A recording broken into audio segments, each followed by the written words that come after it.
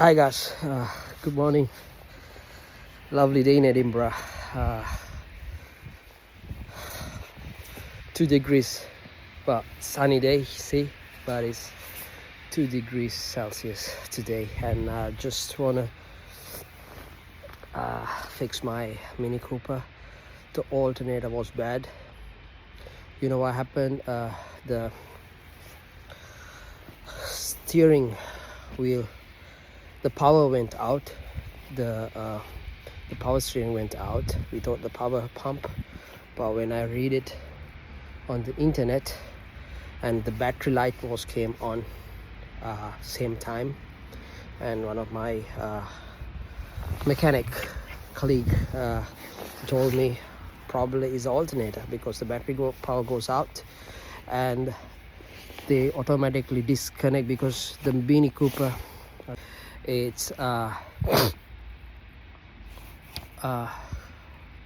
do you call that, electronic power steering pump they have. So what happened when the alternator goes out, the battery not gonna charge, so the car was putting the signal to the computer, okay, just cut off the whatever the power was grabbing, suck up more, those components cut off, so then the battery gonna be safe and the journey can be complete or something like that. So that's what the most dragging energy of the power steering pump, so it was cut off. So it's not a power don't wrong guys, don't take wrong, it's not a power steering pump issue, is an alternate issue. So if you have a battery light on and the power steering goes out, that means it's not your power steering pump, it's on your alternator. So I tried to do it, and I check because we don't have a mechanic over here. It's like, it's so busy, 2 weeks, 3 weeks they take, to book in an appointment over here. I don't know what, it's terrible. So I just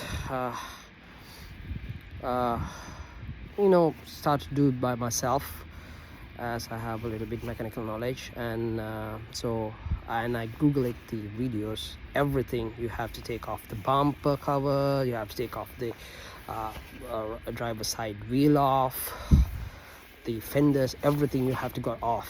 And I was only one video was from a US guy, he's the one who do it like this way, but he have to take it out the alternator back cover as well, but no, it won't. So I just show it to you how I did it, and just it's easy basically. Yes, yeah, so this is how I done it. I just take out the steering wheel, take out the the radiator hose. You have to take it out.